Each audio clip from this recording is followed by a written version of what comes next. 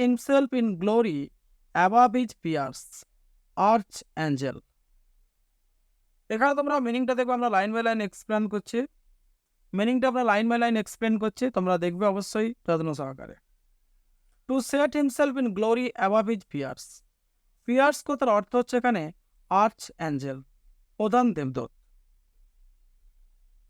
Two set himself, নিজেকে মুক্ত করতে, অর্থাৎ এখানে স্যাটান নিজেকে মুক্ত করতে ঈশ্বরের উপর একটা প্রতিশোধ নেওয়ার চেষ্টা করছে তার সমস্ত সেনাদের নিয়ে। আমি অ্যাকচুয়ালি প্রথমেই তোমাদেরকে বলেছিলাম যে Satan is a jealousy character.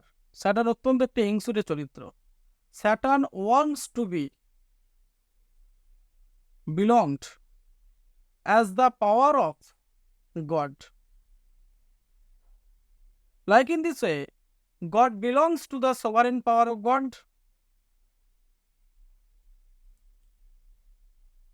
God belongs to the sovereign power. ঈশ্বর যেমন সার্বভৌমিক ক্ষমতার অধিকারী, ঠিক একই রকমভাবে স্যাটানও সার্বভৌমিক ক্ষমতার অধিকারী হতে চায়। To set himself in glory above his peers. Peers বলতে প্রধান দেবদূত, মানে স্যাটান তার সমস্ত দেবদূতদের নিয়ে ঈশ্বরের উপর ঝাঁপিয়ে পড়তে চায় নিজের ক্ষমতা কায়েম করার জন্য। He trusted, line number 39, he trusted to have equal the most high.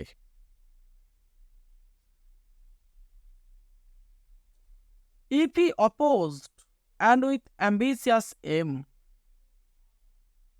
He trusted, সে বিশ্বাস করেছিল, মানে হি হোপ, সে আশা করেছিল। ট্রাস্টেড বলতে হি হোপ, সে আশা করেছিল।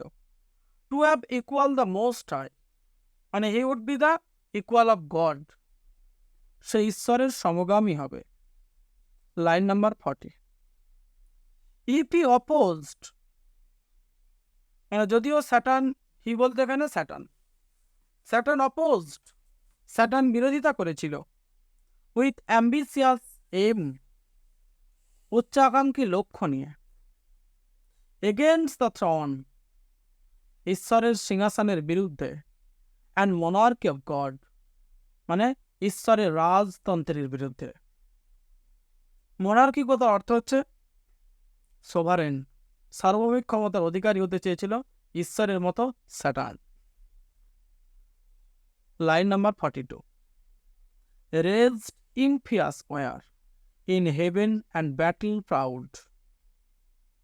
মানে অ্যাকচুয়ালি এই লাইনটাতে কবি কি বলতে চাইছে, রেজড ইমপিয়াস ওয়ার, মানে উইথ দিস অ্যাম্বিশিয়াস পারপাস, উচ্চ আকাঙ্ক্ষী লক্ষ্য নিয়ে Satan caused an unholy war in heaven. Satan একটা স্বর্গের মধ্যেই তেন অপবিত্র একটা যুদ্ধ ঘোষণা করেছিল। কার বিরুদ্ধে?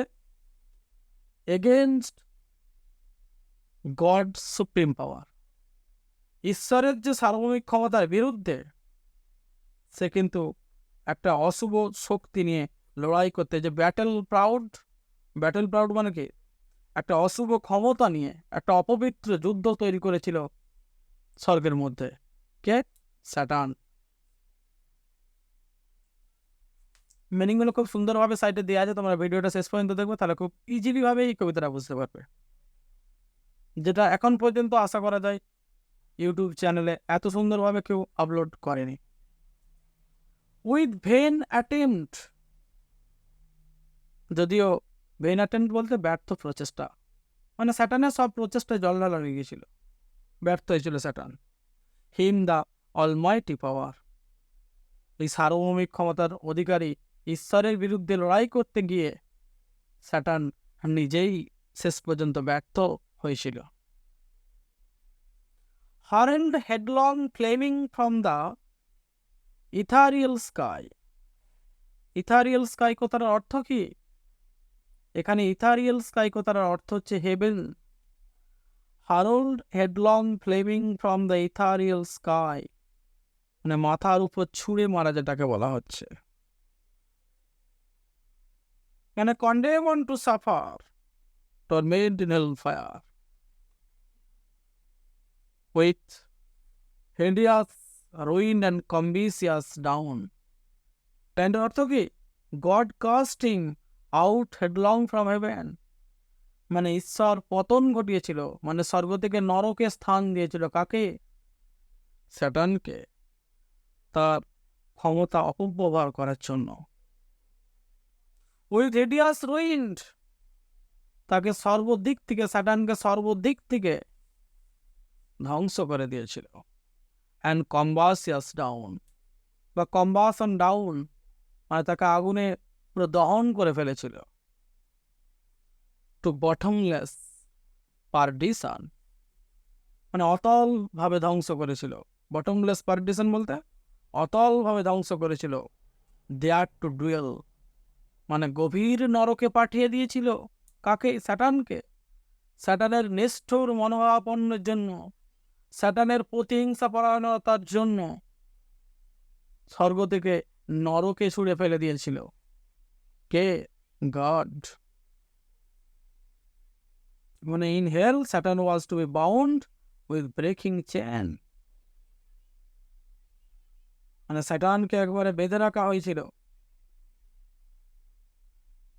নরকের শিকলে অনন্ত সময় ধরে, মানে ফরিবার সারা জীবনের জন্য। মানে Satan was bounded with unbreakable chains and condemned to suffer torment in hellfire, মানে নরকের ঘৃণ্য আগুনে ছুঁড়ে ফেলা হয়েছিল স্যাটানকে। Line number 47, in adamantine chains, adamantine chains এটা এইমাত্র বললাম, মানে আনব্রেকেবল চেইনস, মানে কি? যে চেনটাকে কখনোই নষ্ট হয় না, মানে ঈশ্বরের তৈরি শিকল, যে শিকলে কোনোদিন মরিচা আসে না, সেই শিকলে শয়তান স্যাটানকে বেঁধে রেখে, মানে জ্বলন্ত লিকুইড ফায়ারের মধ্যে দহন করছিল কাকে? স্যাটানকে। যে পেনাল ফায়ার বলছে, পেনাল ফায়ার মানে কি? শাস্তিমূলক আগুনে লিলিহীন শিখাই জ্বালিয়েছিল কাকে? স্যাটানকে। মানে that is the greatest punishment, এটাই হচ্ছে সব থেকে মহানতম শাস্তি। Line number 48, who durst defy the omnipotent arms. এই লাইনটার অর্থ কি? এইভাবেই একটি যুদ্ধে ঈশ্বরকে চ্যালেঞ্জ করার জন্য নরকের আগুনে যন্ত্রণা ভোগ করার নিন্দা করা হয়েছে। omnipotent arms, মানে thus challenging God in a battle, ঈশ্বরের আইনকে অবমাননা করার জন্য, মানে who durst and defy, মানে condemned to suffer torment in hellfire, মানে কি? আগুনের যন্ত্রণা ভোগ করার অবস্থায় ফেলে দিয়েছে কাকে? স্যাটানকে। ডিফাই, পরাস্ত করতে। দ্য অমনিপোটেন্ট আর্মস, যে বিধ্বংসী, যে দানবীয় হাত, সে হাতগুলোকে আগুনের কবলে ঠেলে দিয়েছে কে? God. Line number 49, 9 times the space that measure day and night, মানে কি? God caused him, now the 9 times the space that measure day and night, মানে for 9 days and 9 nights, 9 দিন 9 রাত্রি, অ্যাকর্ডিং টু হিউম্যান ক্যালকুলেশন, মানবিক calculation অনুযায়ী, Satan together with the company of the fallen angels, Satan তার সমস্ত fallen অ্যাঞ্জেলসদের নিয়ে লে overcome, সাহিত্য অবস্থায় পড়েছিল কোথায়? Tossing on the take of fire in hell, নরকের আগুনে পড়েছিল। According to the poet, to mortal man, মানে all human beings are mortal, সমস্ত মানুষ মরণশীল। He with his horrid crew, মানে band of wicked angels, he বলতে এখানে স্যাটান, আর হরিড ক্রিউ বলতে band of wicked angels. Satan এবং তার সমস্ত নিষ্ঠুর দেবদূতদের নিয়ে তারা মরণশীল হিসাবের আওতায় অন্তর্গত হবে। ডিয়ার স্টুডেন্ট, আজকে আমরা